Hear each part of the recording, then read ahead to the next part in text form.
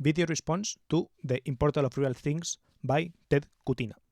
I wrote this comment, so it kind of, my comment is already a response to it, but I wanted to make a video response because fuck it, let's bring back video responses. YouTube bring video responses back. They used to be fucking cool as hell 10 years ago or whenever the fuck they existed. So yeah, basically something I really liked about that video was that I think he hit the nail on the head with when he was talking about something like there are real people behind it being social media, making YouTube videos and all that, right?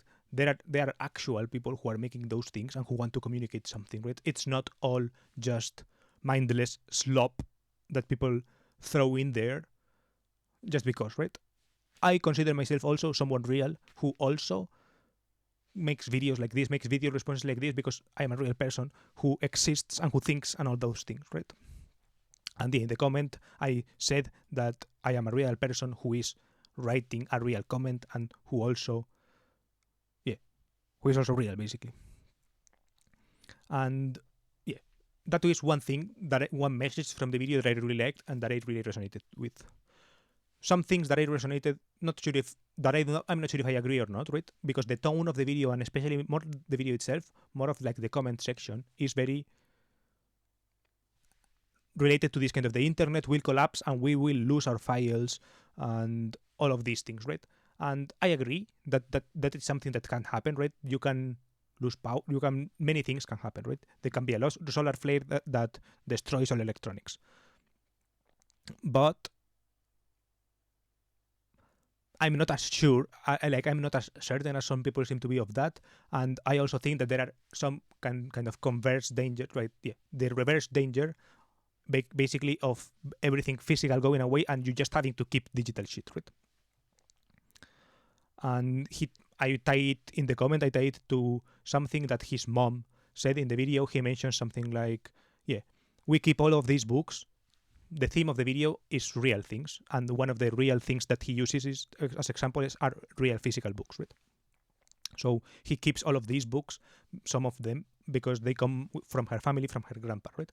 From his grandpa, sorry. And his mom has his mom's father, aka his grandpa,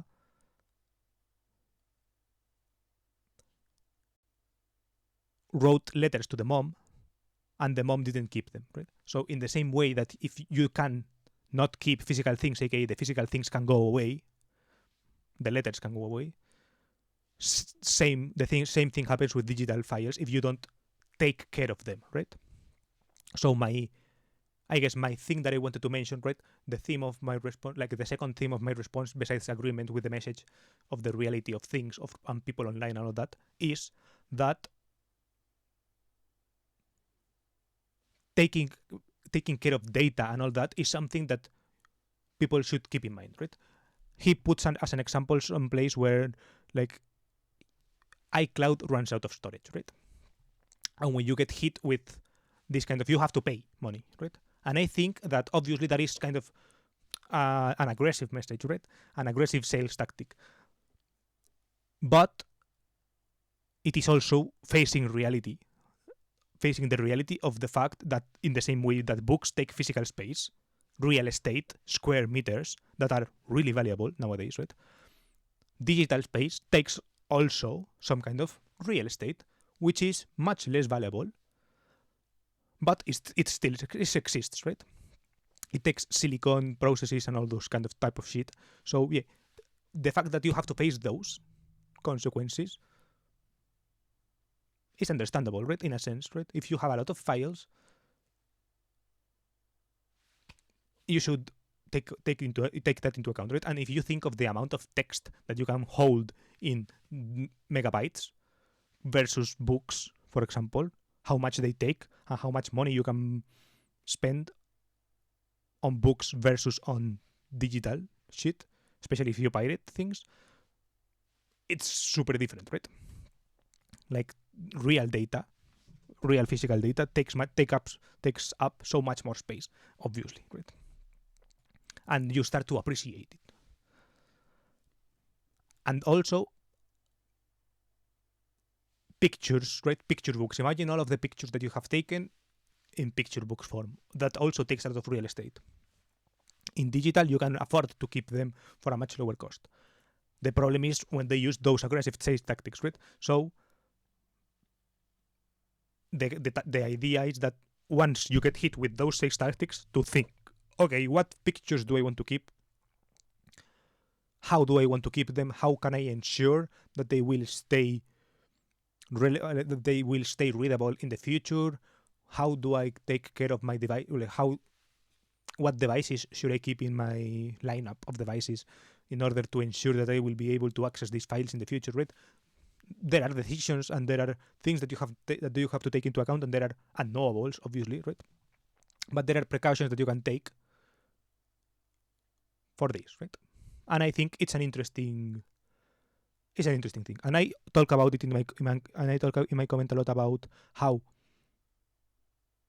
I archive a lot of things. I back up screenshot folders, WhatsApp media folders, WhatsApp conversations, Facebook posts, and Facebook and Instagram data, not only pictures, but also direct messages and all that, because all of those are things that are interesting, right? That I personally find interesting, and that we see as mundane, but as he says, there are real people behind it.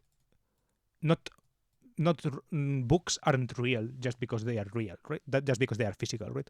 Books are real because of the messages that they have inside, and just because we see texts, WhatsApp texts, etc., as mundane, it doesn't mean that they are real, right? I back up my WhatsApp messages because of that, because I know that I have had some very interesting conversations on WhatsApp, that even Instagram DMs and Instagram audios, that all of audio voice messages, all of those little things are, I guess, part of my history or whatever, and I care about my history in particular. Right? I don't think that should be something everyone cares about. Some people are more of people that live in the present and that don't want all that clutter in their life, and that even clutter kind of holds them back. But I am not of those people. I think I am the type of person who really appreciates history and all of the personal history, these little things, these kind of mundane type elements. I think that more people will view them as valuable as well, right? That there will be people who view them as valuable. And yeah, I don't know. I wrote the word hoarding here, but yeah, and in the comment as well, I think that I am a bit of a hoarder in that sense. But I'm on a continuous process to kind of change the low status virgin holder to the high status Chad archiver, right? I think that a little bit of effort can turn something that is messy and that you don't want to view yourself into something that you are much more connected to. For example, in my case, something as easy as using the default Windows Pictures application that sorts by date and that lets you browse like that. That is a huge step up in quality, right? So I trust that the future will bring more technology like this, right? AI, Google Photos, for example. Also, if you type something, cat, it will show you pictures of cats that you have taken, right? That is huge to me. And I see people talking about those things, those positive things related to technology as well in the future, right? So those increments, those technological increments, can take hoarding to archiving, right? And that was kind of the message that I wanted to communicate today. Okay, as that was everything that I had to say, now I'm going to leave you something to watch if you liked this thing. Hope you enjoyed this reflection, this video response. And if you like more video responses, I have a video responses playlist.